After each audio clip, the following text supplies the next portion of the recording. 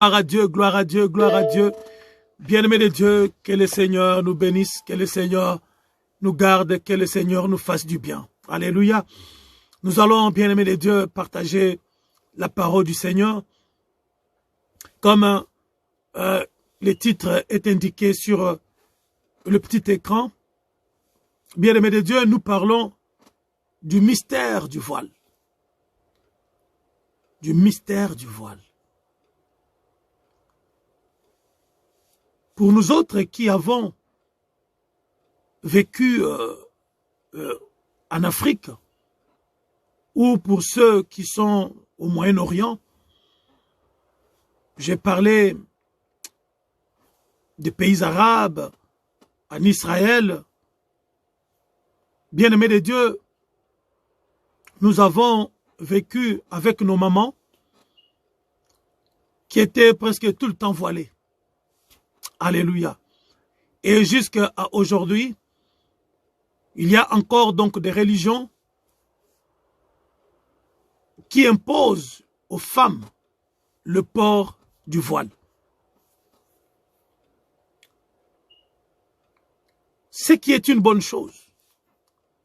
Parce que lorsque nous voyons une femme voilée, bien Dieu, c'est beau à voir. C'est très beau, une femme voilée.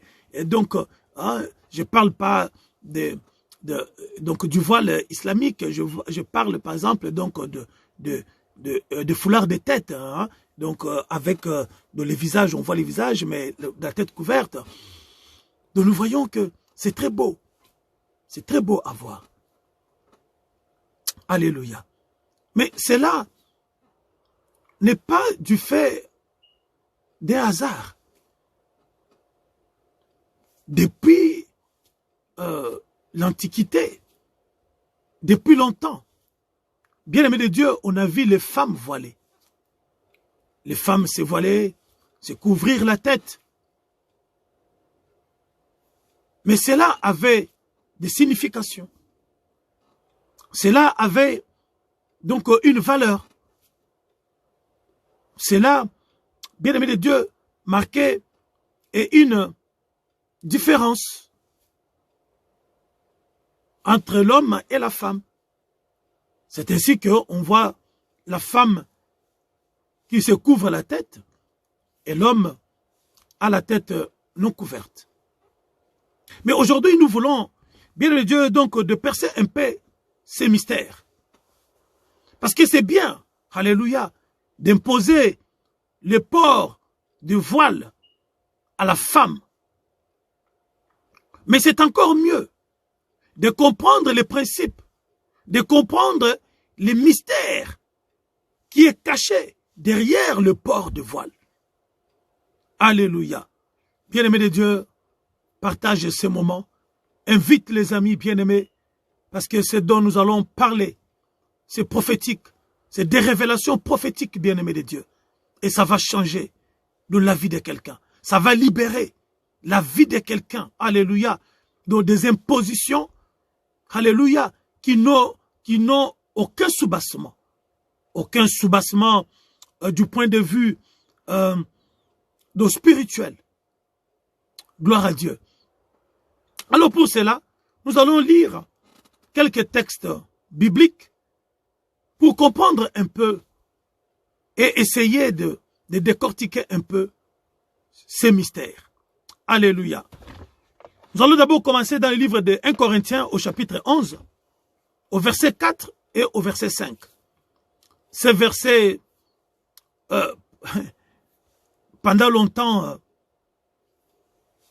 utilisés à tort ou à raison.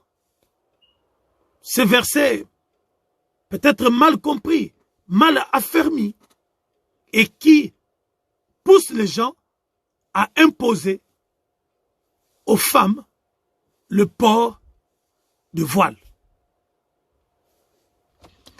L'apôtre Paul nous dit, dans ces versets de 1 Corinthiens chapitre 11, verset 4 à 5, la Bible nous dit, tout homme qui prie ou qui prophétise, la tête couverte déshonore son chef. Toute femme, au contraire, qui prie ou qui prophétise, la tête non voilée, déshonore son chef. C'est comme si elle était rasée. Mais si nous remontons un peu plus haut,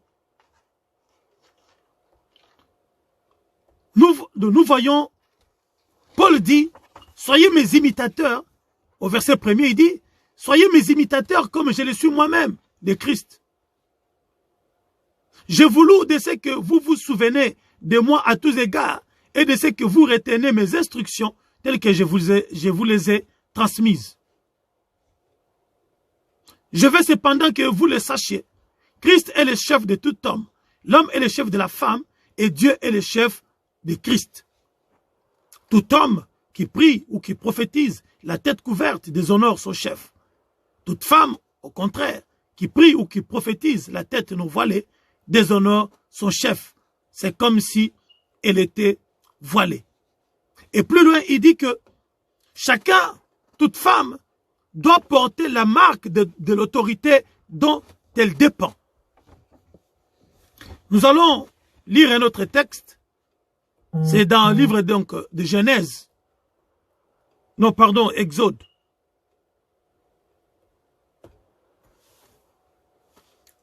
Non, Exode viendra après. Nous sommes dans Genèse au chapitre 24, versets 1 à 10. Nous lirons Exode après. La Bible dit, Abraham était vieux. Il avait atteint un âge avancé et l'Éternel l'avait béni en tout.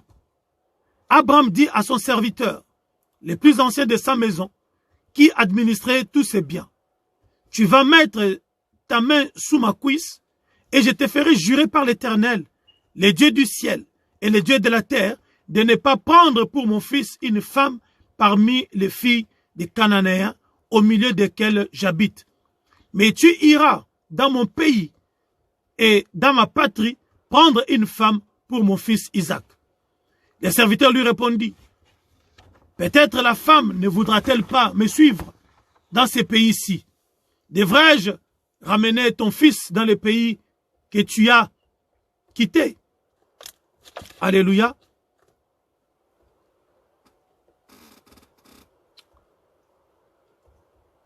Nous continuons.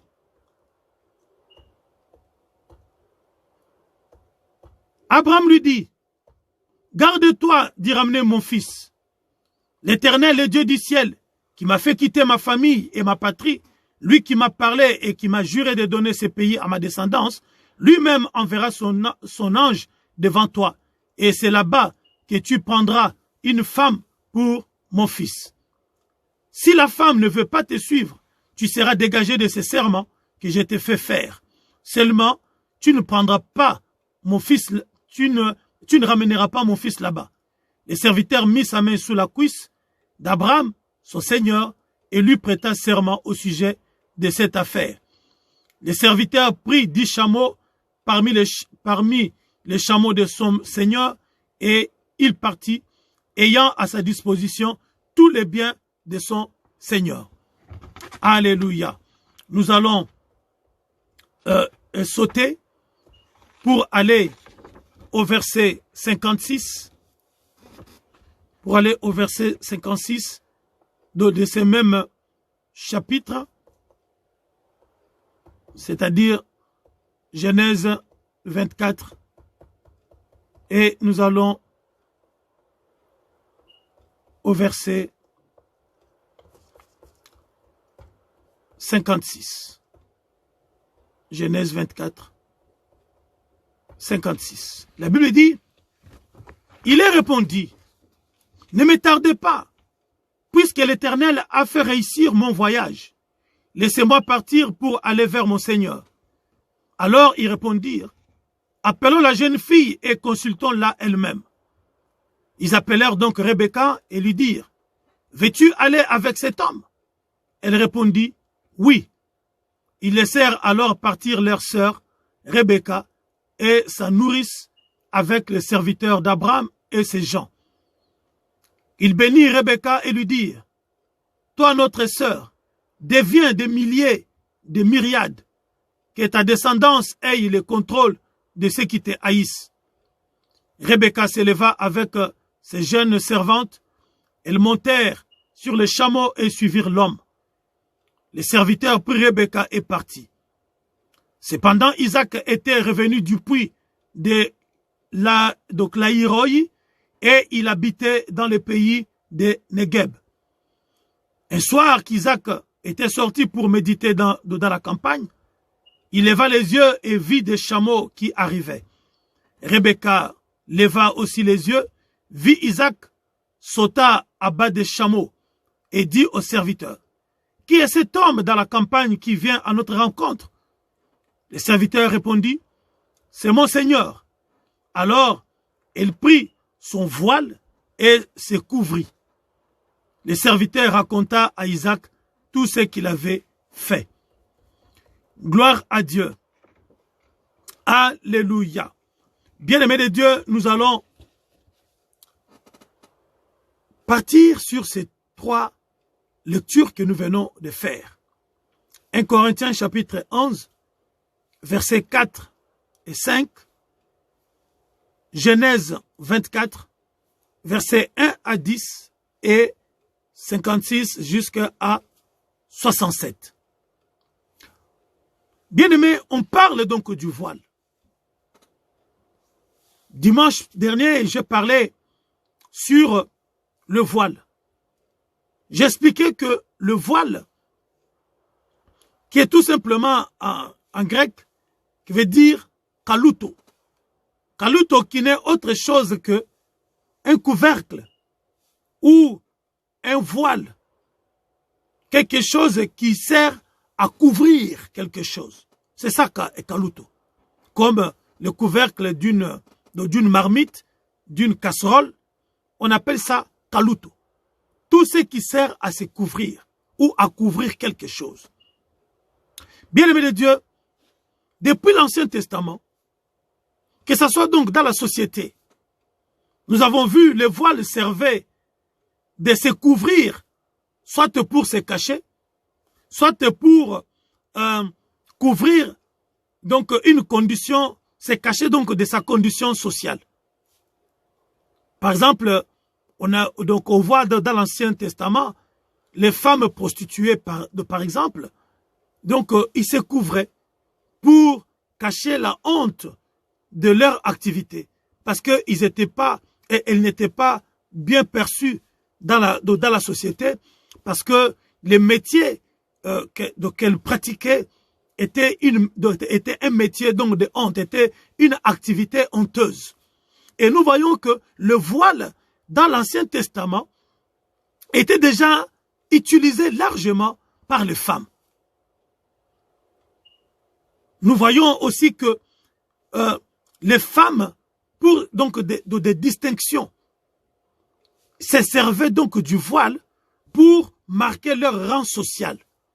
Nous voyons donc dans l'Ancien Testament les femmes qui étaient mariées, par exemple, donc se couvraient leur tête. Ils utilisaient justement le voile kaluto, comme nous venons de l'entendre, pour se couvrir. Ainsi, une femme mariée ne devait plus, bien aimé de Dieu, se pavaner comme ça, donc la tête couverte.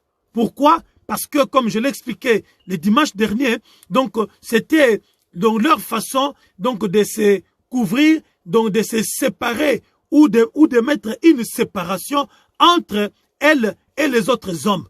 Ainsi, sa beauté, son visage était réservé qu'à son mari. Et cette femme-là, lorsqu'elle rentrait à la maison, c'est là qu'elle enlevait son voile pour être que pour son mari. Son visage ne pouvait être vu, ne pouvait être, bien aimé de Dieu, ne pouvait séduire que son mari. Ainsi, lorsque cette femme sortait, il sortait dehors, eh bien, elle mettait le voile tout simplement pour se séparer, pour mettre une barrière entre elle et les autres maris, pour dire aux autres maris, je suis déjà donc occupé, j'appartiens déjà à mon mari, j'appartiens déjà à un autre homme. Je ne suis plus donc cette femme libre qui expose sa beauté pour attirer les regards donc des autres hommes. Alléluia. Nous voyons que le même voile est utilisé aussi dans les temples. Sur le plan social, les femmes se servaient du voile.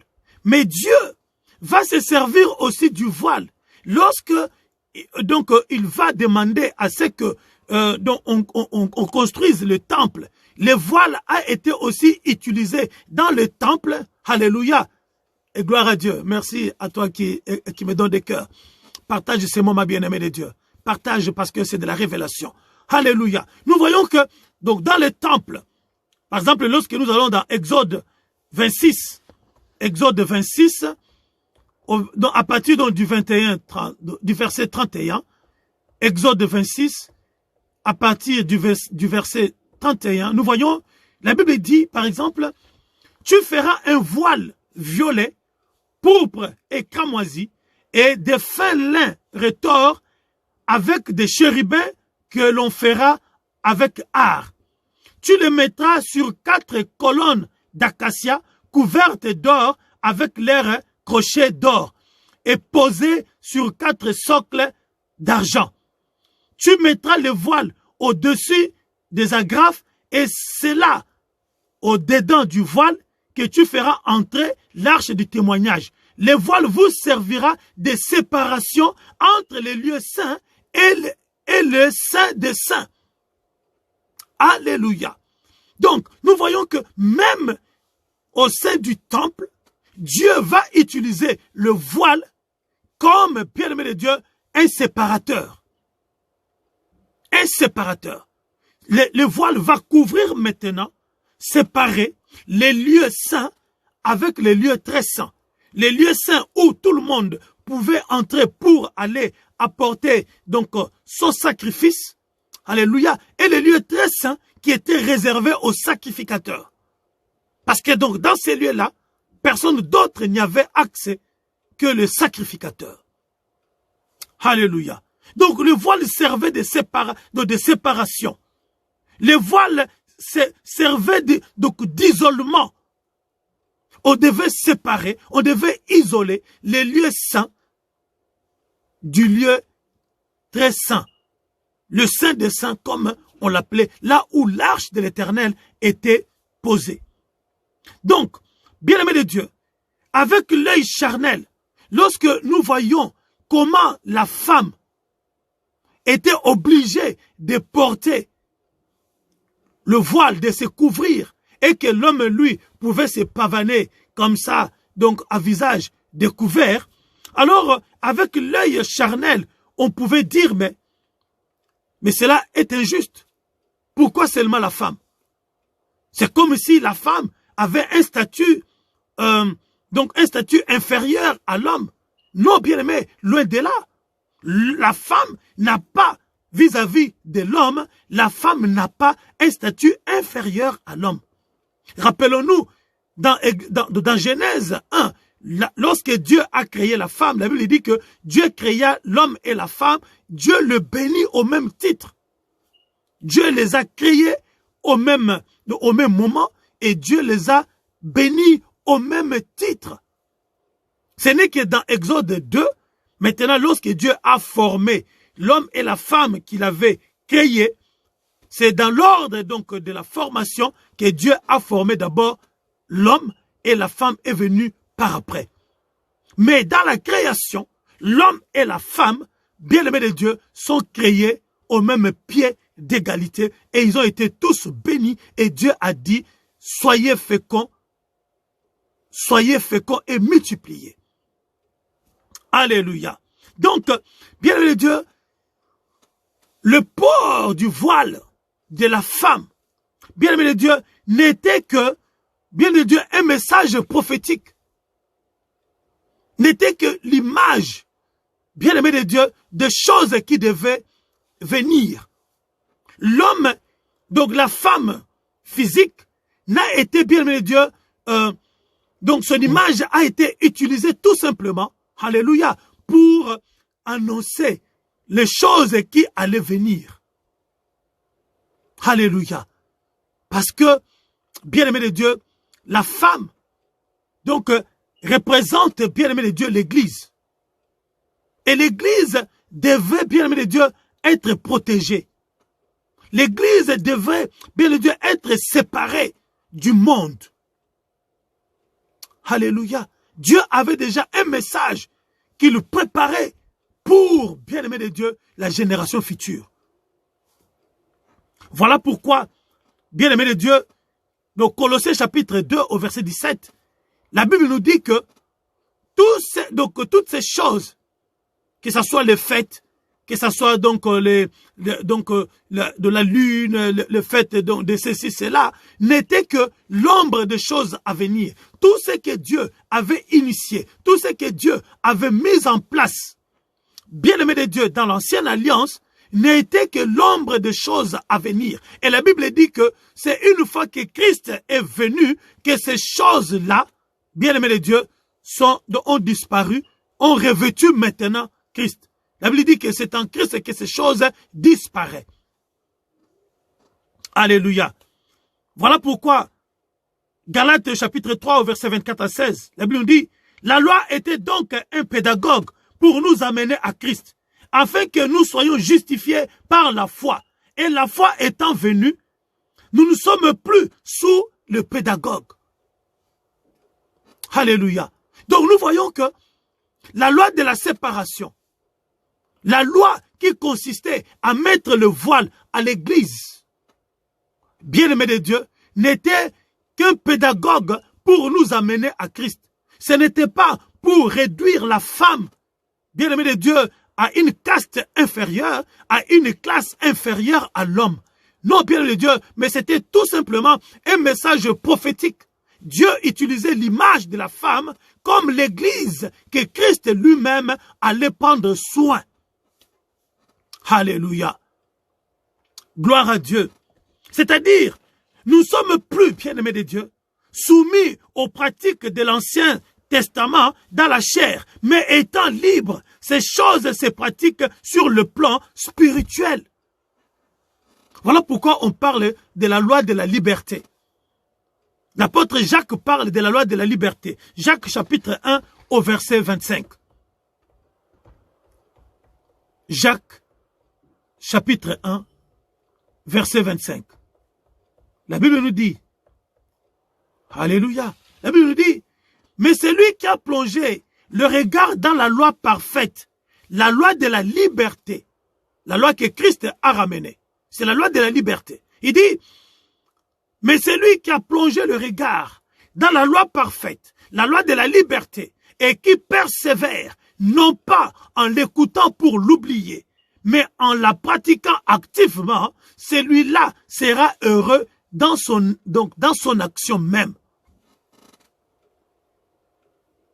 Nous ne jetons plus le regard dans la loi de la chair, qui consistait, bien aimé de Dieu, à avoir simplement l'apparence physique, mais nous plongeons notre regard dans la loi de la liberté, la loi parfaite qui est Christ, afin que, bien aimé de Dieu, nous soyons heureux dans tout ce que nous pratiquons. Parce que ceux qui observaient donc la loi dans la chair, bien aimé de Dieu, n'étaient pas libres. Ils le faisaient par contrainte. Ils le faisaient parce qu'ils étaient obligés. Voilà pourquoi, à l'époque, il y avait même donc des juges. Il y avait même donc ce qu'on peut appeler donc des policiers qui étaient là, bien de Dieu, pour veiller à la stricte pratique de toutes les recommandations, de toutes les pratiques qui étaient dictées par la loi mosaïque. Donc ces gens-là n'étaient pas libres. Ils le faisaient par contrainte. Ils le faisaient parce qu'ils étaient obligés de le faire. Parce que derrière, bien aimé de Dieu, il y avait là de la coercition. Derrière, il y avait la punition. Toute personne qui n'observait pas ces pratiques, alléluia, bien aimé de Dieu, il devait subir la rigueur donc de la loi. Soit il devait être exclu, de la communauté, soit il devait, bien-aimé de Dieu, être tout simplement éradiqué dans la famille des Hébreux. Alléluia. Gloire à Dieu. Bien-aimé de Dieu, nous devons savoir une chose, que le voile que nous portons ou que nous faisons porter aux femmes dans la chair, alléluia, n'était que l'ombre des choses à venir, n'était que la préparation, comme nous l'avons entendu, donc Galate nous dit, cela n'était qu'un pédagogue, cela ne faisait, donc était une loi qui nous amenait, qui nous forçait tout simplement, alléluia, à Christ. Parce que toutes ces choses-là, Dieu les avait mises en place pour encadrer son peuple. Il y avait un message prophétique derrière. Alléluia. Et lorsque nous regardons, nous lisons la Bible, bien de Dieu, nous ne voyons pas une loi, une prescription quelconque dans la loi qui obligeait les femmes à porter le voile. Comme nous savons, bien-aimés de Dieu, avec Dieu, il y a les commandements, il y a les ordonnances, il y a les préceptes, il y a le pratique qu'on appelle dans les traditions. Et lorsque, bien-aimé de Dieu, il n'y a pas la loi, lorsqu'il n'y a pas le commandement, lorsqu'il n'y a pas de préceptes, bien-aimé de Dieu, il y a ce qu'on appelle des pratiques, des traditions. Et lorsque la tradition, bien-aimé de Dieu, n'énerve pas la loi, lorsque la tradition n'est pas en contradiction avec le commandement, alléluia, cela devenait une pratique acceptée par Dieu. Et nous voyons que Dieu lui-même, alors qu'avant, les femmes portaient déjà le voile avant la loi, et Dieu va se servir de cette pratique qui n'énerve pas ses prédispositions. Dieu va utiliser cette pratique, alléluia, pour nous annoncer quelque chose de merveilleux, pour nous préparer à quelque chose de merveilleux. Alléluia. Maintenant, nous allons voir le port du voile dans la Nouvelle Alliance, dans le Nouveau Testament. Est-ce que nous, du Nouveau Testament, sommes-nous, bien-aimés de Dieu, obligés de porter le voile physique? Parce que nous avons vu dans Colossiens chapitre 2, verset 17, que les choses qui étaient pratiquées dans l'Ancienne Alliance n'étaient que l'ombre des choses à venir. Alléluia. Donc, le port du voile dans la Nouvelle Alliance n'est plus une affaire des femmes biologiquement parlant, n'est plus une affaire seulement des femmes biologiquement parlant, mais c'est une affaire de toute l'Église qui est devenue épouse du Christ. Car en Christ, il n'y a plus ni homme ni femme. Tous, la Bible dit, nous sommes tous devenus en Christ. Nous sommes tous devenus épouses du Christ. Car l'Église, c'est l'épouse du Christ. Il n'y a plus, bien-aimé de Dieu, à imposer aux seules femmes le port du voile. Mais ici, bien-aimé de Dieu, notre vie n'est plus dans la chair, n'est plus donc dans les pratiques charnelles. Notre vie est maintenant dans la pratique spirituelle. C'est spirituellement, bien aimé Dieu, qu'on juge. C'est spirituellement, bien aimé Dieu, qu'on pratique la parole de Dieu. Qu'on pratique les ordonnances, les préceptes, les recommandations de Dieu. Alléluia. Voilà pourquoi Galates, chapitre 3, versets 27 à 28 nous dit, « Tous, vous avez été baptisés dans le Christ et vous êtes devenus semblables à lui. Il n'y a donc plus de différence entre les Juifs et les non-Juifs, entre les esclaves et les hommes libres, entre les hommes et les femmes. En effet, vous êtes tous un dans le Christ Jésus. Alléluia. Là où dans l'ancienne alliance, il y avait, bien aimé de Dieu, une distinction. Il y avait des castes. On pouvait même voir, même dans les temples, et ça existe encore jusqu'à aujourd'hui. Nous allons chez nos frères musulmans, nous allons chez nos frères les juifs, dans les synagogues ou dans les lieux de culte des musulmans. Vous verrez, il y a séparation.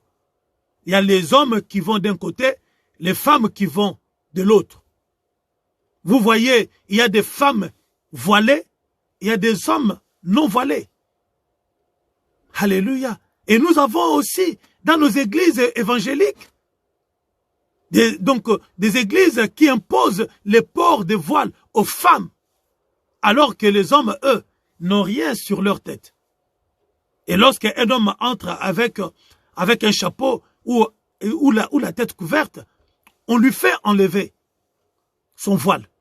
On lui fait enlever de son chapeau. Mais bien aimé de Dieu, nous devons savoir sur quel principe biblique, sur quel principe divin nous pratiquons ces choses. Donc nous restons dans les pratiques charnelles, alors qu'en Christ, ce sont des pratiques spirituelles sur le plan spirituel. Alléluia. Donc, en Jésus-Christ, Paul nous dit dans Galates qu'il n'y a plus ni homme, ni femme. Il n'y a plus ni libre, ni esclave. Parce que même donc, dans les temples, les esclaves n'avaient pas accès. Les non-juifs n'avaient pas d'accès dans les temples. Même les juifs eux-mêmes, ceux qui avaient le droit d'entrer dans les temples, bien aimés de Dieu, ils n'avaient pas accès au sein des saints. Il y avait un voile qui les séparait. Il y avait une séparation.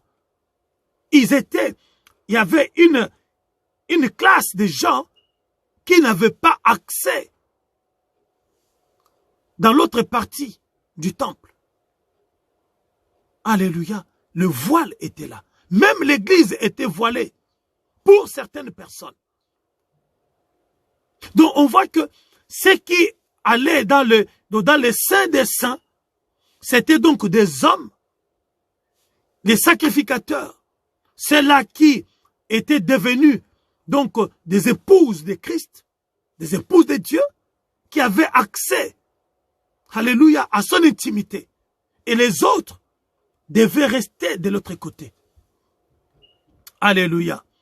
Donc, nous disons que aujourd'hui, le port de voile physique n'a plus lieu d'être, n'a plus son importance. Mais pour autant que le voile ait disparu dans la vie de l'Église, non. Alléluia. Christ a dit, je ne suis pas venu pour abolir la loi, mais pour la rendre parfaite, pour la concrétiser, pour qu'elle soit donc parfaite, pour qu'elle soit appliquée, alléluia, dans sa perfection. Parce que ce qui était pratiqué dans l'ancienne alliance, alléluia, n'était pas parfait. N'était pas parfait. Voilà pourquoi la Bible dit que lorsque ce qui est permanent viendra, ce qui est temporel disparaîtra. Parce que le port de voile physique n'était que quelque chose de temporel. Elle devait disparaître pour laisser la place à ce qui sera permanent. Alléluia. L'Église, qui est l'épouse du Seigneur, a double mission.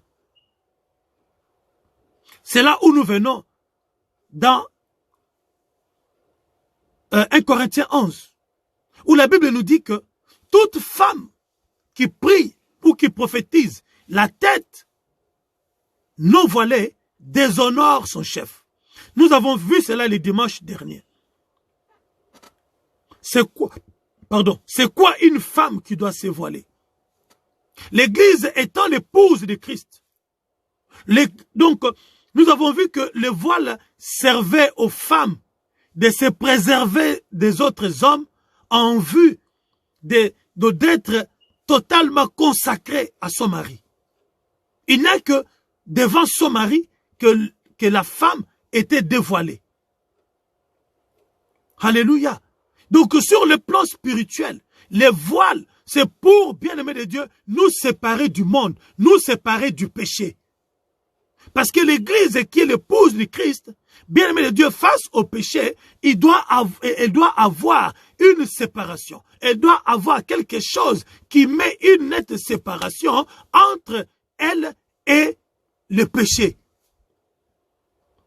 Alléluia. Double mission, double vocation. L'Église a vocation d'abord d'être l'épouse de Christ. C'est cette épouse qui doit porter le voile qui le sépare du monde pour se préserver du péché. Le voile dont il est question ici, ce n'est pas le voile physique, mais spirituel. C'est-à-dire des gestes barrières spirituelles ou revêtements spirituels pour nous garder purs pour notre époux. Alléluia. Ici, l'Église a deux facettes. La première des facettes ou la première vocation de l'Église, c'est de devenir l'épouse de Christ. Voilà pourquoi nous avons lu, bien-aimé de Dieu, Genèse 26. Alléluia. Nous avons lu Genèse 24, pardon, 1 à 10. 1 à 10. Donc, Exode 26, donc c'était pour, bien de Dieu, là où les voiles étaient séparés au sein de l'église, donc du temple. Bien aimé de Dieu, nous devons savoir une chose, que l'église que tu es, l'église ce n'est pas le bâtiment. L'église, bien aimé de Dieu, c'est toute personne qui a reçu Jésus comme Seigneur et Sauveur, mort avec lui, enseveli avec lui et ressuscité avec lui par le baptême, lavé par le sang de Jésus. Tu es devenu, bien aimé de Dieu, l'épouse de Christ. Et cette épouse que tu es, tu dois avoir sur toi, bien aimé de Dieu, la marque de l'autorité dont tu dépends. C'est-à-dire la pureté, la sainteté. Cette pureté, cette sainteté, bien aimé de Dieu, doit être donc sur ta vie comme un voile qui te sépare du péché, qui te sépare du monde. Voilà l'image donc de cette femme qui prie. Lorsque l'apôtre Paul dit, toute femme qui prie ou qui prophétise, bien de Dieu, ce n'est pas le fait d'être un dimanche ou chez toi à la maison, pendant que tu pries, tu vas aller chercher. Non, bien de Dieu, c'est toute personne qui a fait confession de foi à Jésus, qui a la vie consacrée à la prière et qui a reçu de la part de Dieu un don particulier. Eh bien, cette femme ou cette personne, alléluia, doit avoir sur elle la marque de l'autorité dont il dépend, doit être couvert par l'autorité de Christ. Sa vie doit être préservée, alléluia, de toute souillure. Sa vie doit être préservée de toute pratique mondaine. Sa vie doit être, bien aimé de Dieu, séparée de tout ce qui n'est pas de Dieu, de tout ce qui n'est pas, bien aimé de Dieu, de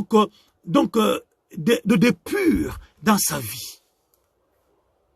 Voilà, bien aimé de Dieu, le voile que tu dois porter en tant qu'épouse.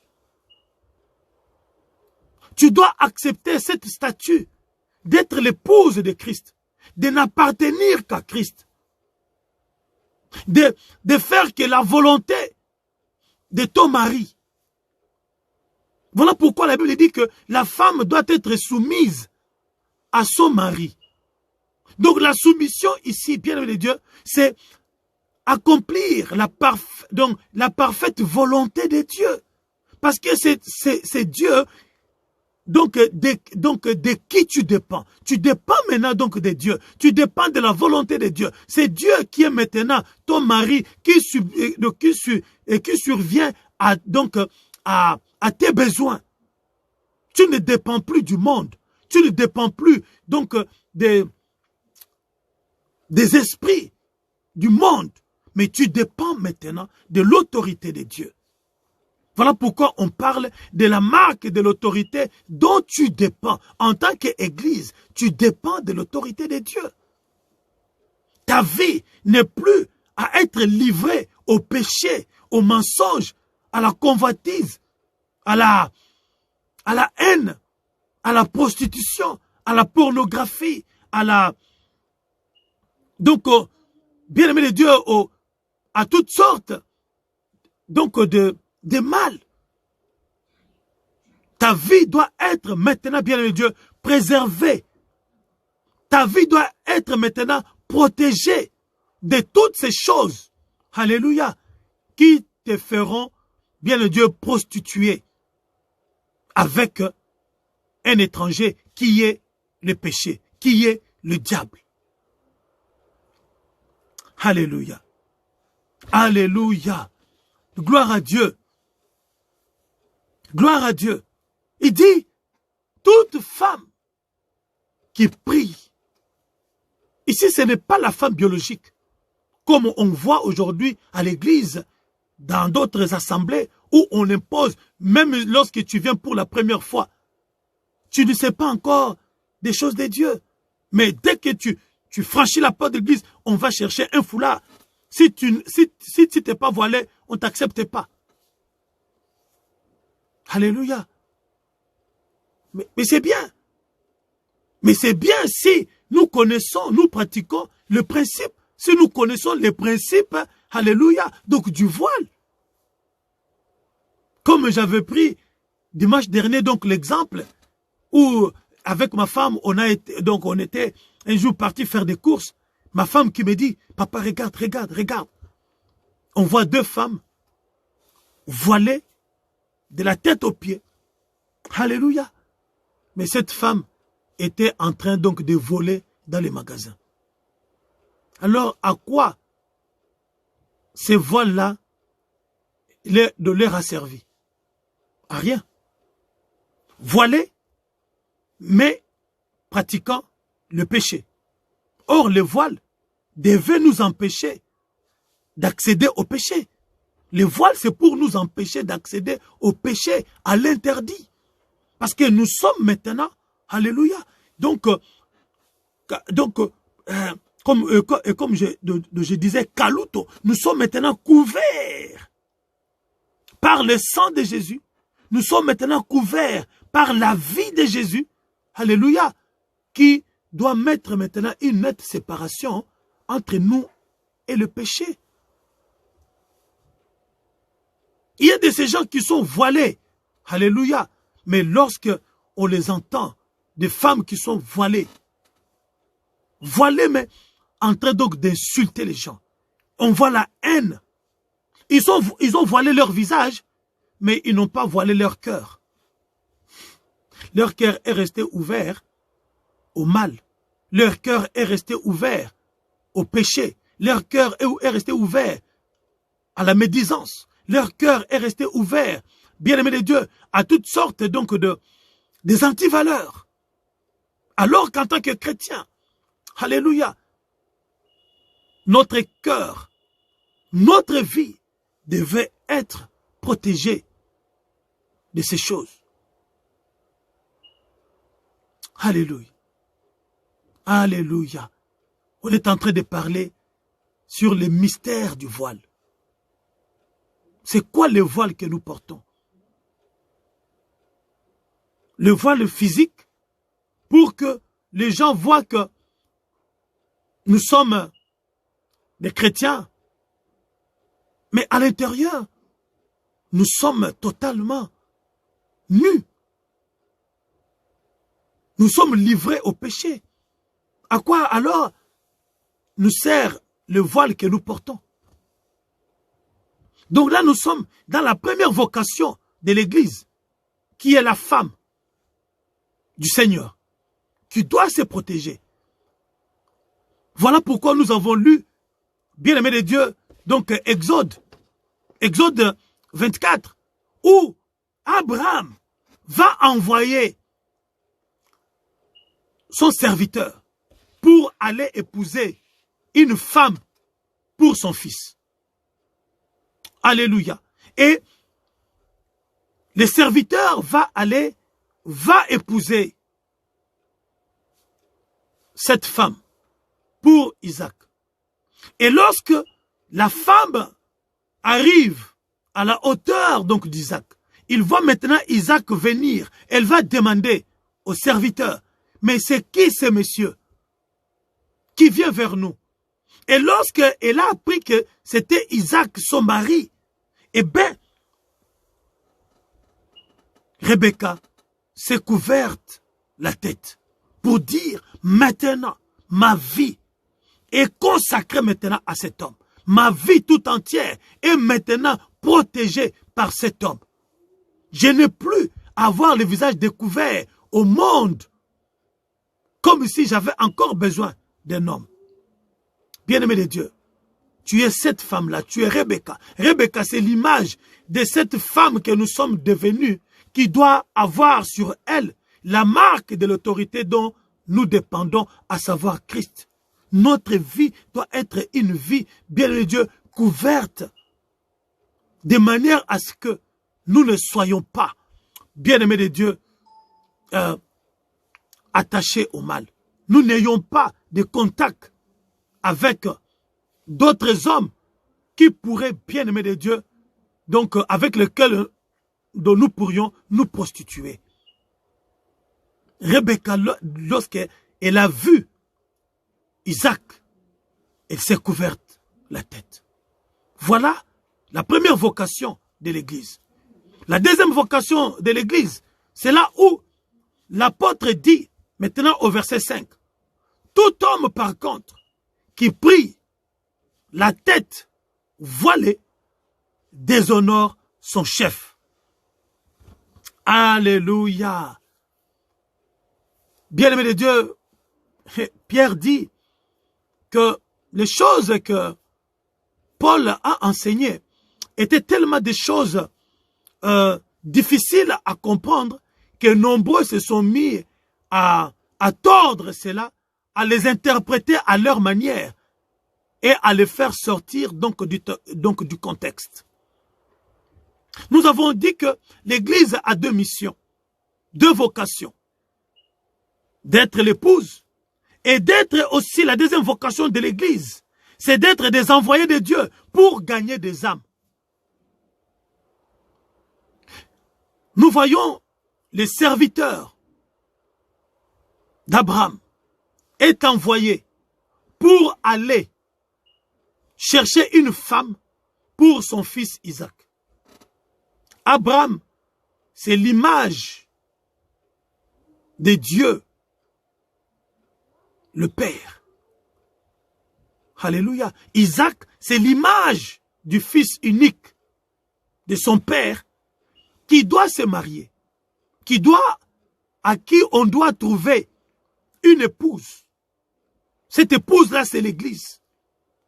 Mais cette épouse-là, bien de Dieu, il y a des envoyés que Dieu a choisi, a établi pour aller justement trouver cette femme pour Christ.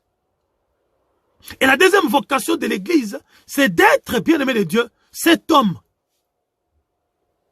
Cet homme qui va être au service de Dieu pour trouver, gagner des âmes et en faire une épouse pour son fils Christ. Voilà pourquoi, bien-aimé de Dieu, donc nous verrons que même Jésus, la plupart des gens disent, mais Jésus n'avait pas de femme. Les 12 apôtres n'étaient pas des femmes. Oui, bien aimé Dieu, c'était l'image.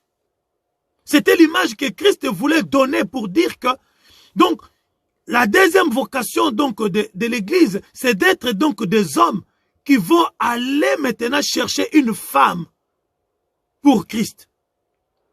Voilà pourquoi même dans l'ancienne alliance, les sacrificateurs étaient des hommes.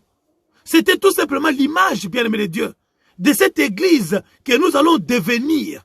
C'est-à-dire avoir la vocation d'aller chercher une femme, une épouse pour Christ.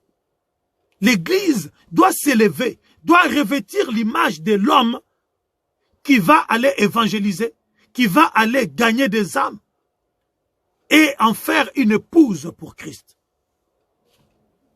Alléluia. Donc, on nous dit que tout homme qui prie la tête voilé déshonore son chef. Ici, le voile maintenant, pour l'homme, nous avons vu que le voile est une, donc se servait donc d'une séparation. On se servait du voile pour séparer. Or, lorsque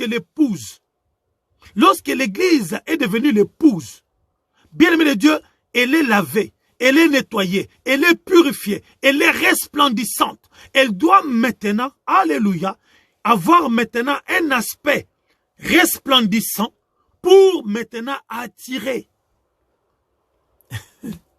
La Bible dit que Dieu, lorsqu'il a fait sortir Israël de l'Égypte, il dit, vous êtes maintenant un peuple élu de Dieu, choisi par Dieu, pour enseigner maintenant le reste du monde, alléluia, le vertu de Dieu. Mais tu ne peux pas, bien aimé de Dieu, enseigner le monde, attirer le monde, si le monde ne voit pas la splendeur, alléluia, de la lumière de Christ qui est sur toi. Voilà pourquoi lorsque nous allons dans Exode 34, Exode 34, au verset 34 à 35.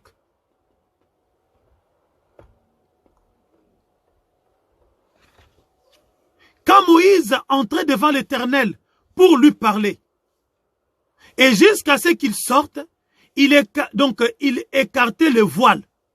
Et quand il sortait, il disait aux Israélites ce qui lui avait été commandé. Les Israélites regardaient le visage de Moïse et voyaient que la peau de Moïse, la peau du visage de Moïse rayonnait. Et Moïse remettait le voile sur son visage jusqu'au moment où il rentrait pour parler avec l'Éternel. Lorsque l'Église, bien-aimée de Dieu, est dans la présence de Dieu, c'est pour que l'Église puisse revêtir le rayonnement de Dieu. Et lorsque cette Église sort maintenant pour aller gagner, pour aller évangéliser, cette Église doit avoir, bien-aimé de Dieu, un visage dénudé, un visage non couvert, pour faire resplendir maintenant, alléluia, la nature de Dieu, la lumière de Dieu qui brille maintenant en eux. Cette fois-ci maintenant, l'Église devient maintenant cet homme qui ne doit pas avoir un voile sur lui pour, bien le Dieu, faire resplendir l'image de Dieu et gagner des âmes pour Dieu. Voilà pourquoi on dit, tout homme au contraire qui prie la tête voilée. C'est-à-dire que toute personne, tu peux être femme ou homme biologiquement parlant, mais lorsque tu dois t'élever pour aller gagner des âmes, bien-aimé de Dieu, tu dois avoir sur toi la marque de l'autorité dont tu dépends, c'est-à-dire la lumière, la lumière qui resplendit sur ton visage. Parce que ici, Moïse, c'est l'image de toute personne, alléluia, gagnée, choisie par Dieu pour aller maintenant sauver le monde, faire sortir le monde de l'esclavage pour l'amener, alléluia, devant le trône de l'Éternel. Maintenant, pour gagner le monde, tu ne dois pas cacher ce que tu es. Pour gagner le monde, tu ne dois pas cacher, bien de Dieu, la lumière que tu portes sur ton visage. La lumière ici, c'est quoi? Ce sont les bonnes actions, les bons comportements, les caractères qui a été, bien de Dieu, façonné par la parole. Comme la Bible dit, que l'Église, bien de Dieu, est lavée, ornée par Christ lui-même. Il dit, Marie, aimez vos femmes comme Christ a aimé l'église, qu'il a façonné, qu'il a purifié, qu'il a nettoyé. Alléluia. Et lorsque tu as été lavé, purifié, nettoyé, tu es maintenant, bien-aimé de Dieu, donc cet homme-là qui n'a pas de voile sur lui pour maintenant aller trouver une épouse dans le monde et les ramener à Christ. Alléluia. Alléluia. Voilà pourquoi Matthieu chapitre 5, au verset 14 à 16. Matthieu chapitre 5, au verset 14 à 16. La Bible nous dit, c'est vous qui êtes la lumière du monde. Une ville située sur une montagne ne peut être cachée. Alléluia. Nous avons dit que le voile sert à nous cacher, à nous préserver. Mais une fois que l'on devient maintenant donc l'épouse et que nous devons aller gagner le monde, bien le Dieu, nous revêtons maintenant dans la casquette de l'époux. Nous ne devons plus nous cacher. Il dit, on n'allume pas une lampe pour la mettre sous le boisseau, mais on la met sur le chandelier et elle brille pour tous ceux qui sont dans la maison. Que votre lumière brille ainsi devant les hommes, afin qu'ils voient vos bonnes œuvres et glorifient votre Père qui est dans les cieux.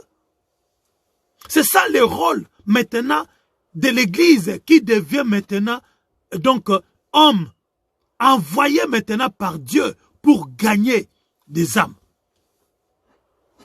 Si Dieu a transformé ta vie, si Dieu a changé ta vie, bien-aimé, ce n'est pas pour que tu caches cela, pour que tu te couvres, tu restes dans un coin. Non, bien-aimé de Dieu, c'est pour que tu sois maintenant un homme parfait devant Dieu. Nous avons vu que les serviteurs de Moïse, pour partir, la Bible nous dit, au verset 10, donc de Genèse 24, la Bible nous dit que il avait donc amené avec lui des présents. Ces présents-là, bien le Dieu, symbolisent toutes les bonnes choses que Dieu a placées dans ta vie. Les caractères, le fruit de l'esprit, l'amour, la bonté, la bénignité, alléluia, de la compassion, la miséricorde. Ce sont ces choses-là, bien de Dieu, que tu vas amener avec toi pour aller maintenant épouser une femme et le ramener à Christ. Mais ces choses-là, tu ne peux pas les cacher. La Bible dit que lorsque le serviteur d'Abraham est arrivé, lorsqu'elle a rencontré Rebecca, elle a donné maintenant ces choses-là à la famille. Et la famille l'a laissé partir. Les choses que Dieu a sémées dans ta vie doivent servir, bien-aimé de Dieu, donc des dots pour gagner le cœur d'une femme et la ramener à Christ. Alléluia. Nous devons, bien de Dieu, comprendre ces choses sur le plan spirituel, sur le plan prophétique. L'Église est une femme. C'est l'épouse de Christ. Mais l'Église aussi a une autre vocation. C'est d'être cet homme que le Seigneur va envoyer vers le monde pour le gagner, le laver, le purifier et en faire une bonne épouse pour Christ. Alléluia. 2 Corinthiens chapitre 3, verset 13. 2 Corinthiens chapitre 3, verset 13 nous dit ceci. Alléluia. Nous ne faisons pas comme Moïse, qui mettait un voile sur son visage pour que les fils d'Israël ne fixent pas les regards sur la fin de ce qui était passager. Nous avons dit que le port de voile physique n'était que l'ombre des choses à venir, n'était que des choses passagères, des choses temporelles. Et lorsque les choses permanentes viendront, ce qui est temporaire disparaîtra. Voilà pourquoi l'apôtre Paul dit ici que nous ne faisons pas comme Moïse, qui mettait sur lui un voile. Alléluia. sur son visage pour que le fils d'Israël ne fixe pas les regards sur sa fin de ce qui était passager. Mais nous, en tant qu'Église, en tant qu'hommes, nous avons enlevé notre voile pour que le monde voit nos œuvres. Le monde voit la lumière, comme nous avons entendu dans Matthieu 5. Que la lumière qui resplendit de notre vie. Voilà pourquoi dans mon livre, j'ai parlé de cette image du chrétien qui illustre sa responsabilité. Alléluia. Donc, je parlais donc que nous sommes la lumière. Une lumière ne peut pas être voilée. L'Église est devenue une lumière.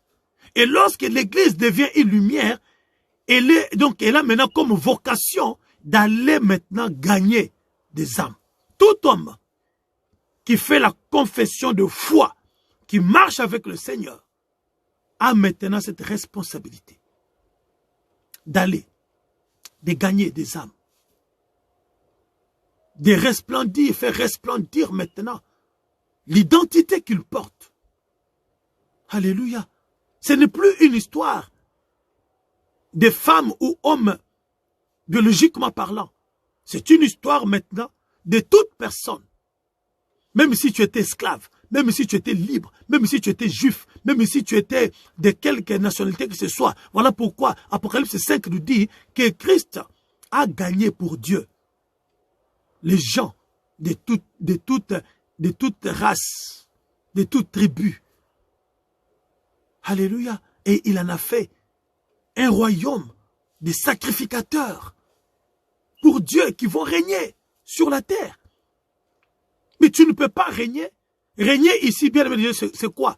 C'est tout simplement faire valoir, faire ressortir ta nature pour, bien aimé Dieu, impacter la vie des gens.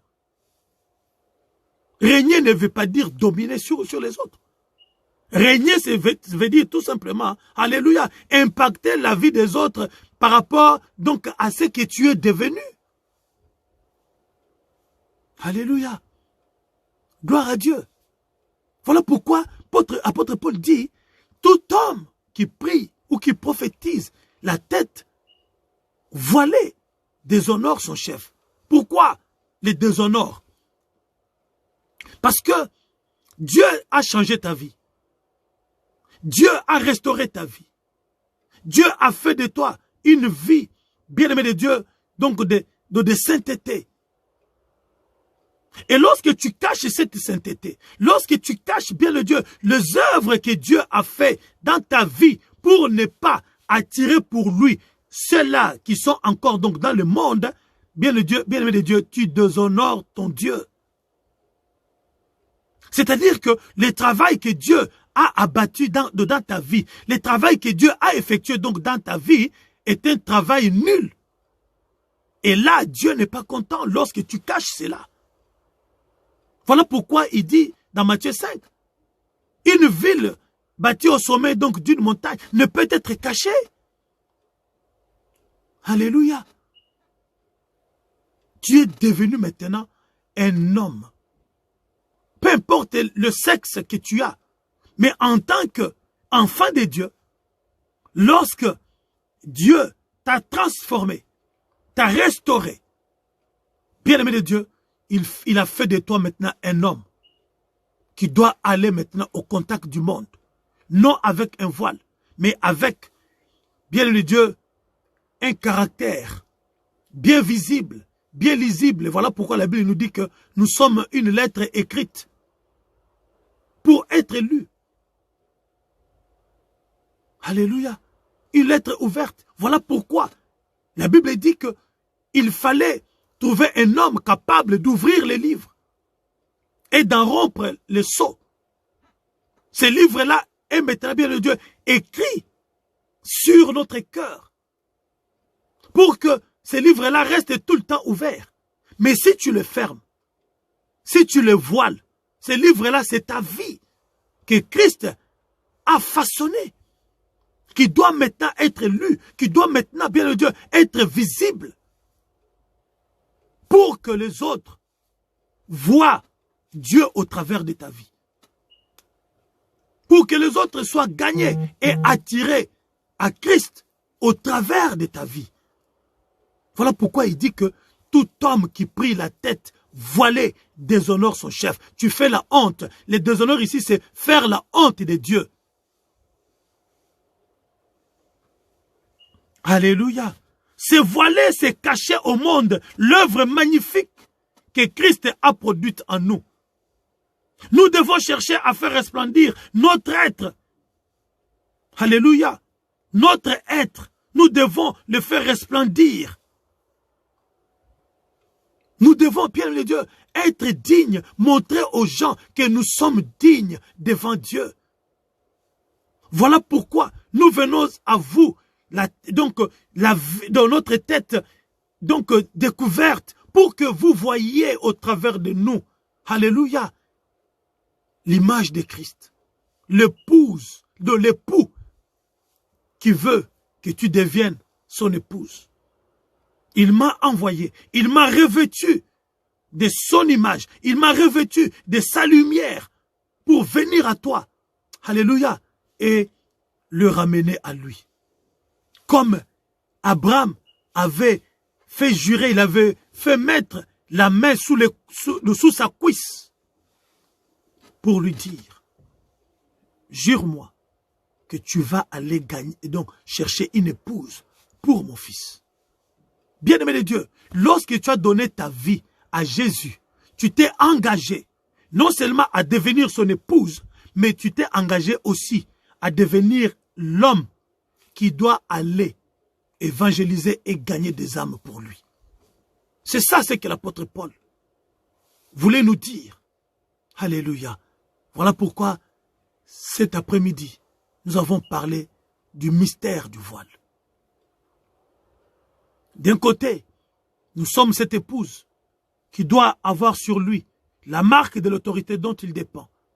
C'est-à-dire nous couvrir de l'autorité de Dieu, de la parole de Dieu, de l'image de Christ, pour nous séparer du monde. Et en même temps, la double vocation aussi, la double mission aussi, c'est d'aller, parce qu'il a dit, allez partout, faites de toutes les nations mes disciples. Mais comment, bien-aimé de Dieu, tu peux faire de toutes les nations les disciples si tu pars avec le visage couvert, si tu ne montres pas ce que Christ a fait dans ta vie, si tu ne resplendis pas, si tu, bien-aimé de Dieu, tu ne montres pas la splendeur de Christ dans ta vie. Cet homme qu'Abraham a envoyé, il est parti, bien-aimé de Dieu, il a montré à sa belle famille, à Rachel, alléluia, les présents qui lui ont été remis pour prendre cette femme.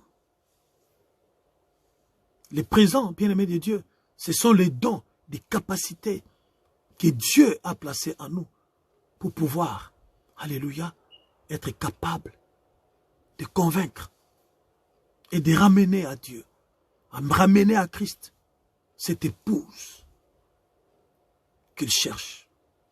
Gloire à Dieu, gloire à Dieu, gloire à Dieu. Merci, merci bien-aimé de Dieu.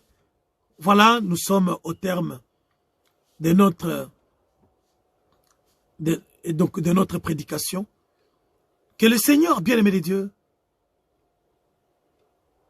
touche ta vie au travers de ce que tu as entendu. Cherche à être l'épouse que Christ cherche. Toi qui as été gagné par Christ, qui a été lavé, soigné, embelli par Christ, bien-aimé de Dieu, tu dois maintenant revêtir, bien-aimé de Dieu, l'image d'homme qui doit aller évangéliser, gagner pour Christ d'autres femmes. L'Église a cette mission. Et c'est toi l'Église. L'Église, ce n'est pas les bâtiments. L'Église, c'est toi que Dieu a choisi, que Dieu a lavé, que Dieu a purifié, que Dieu a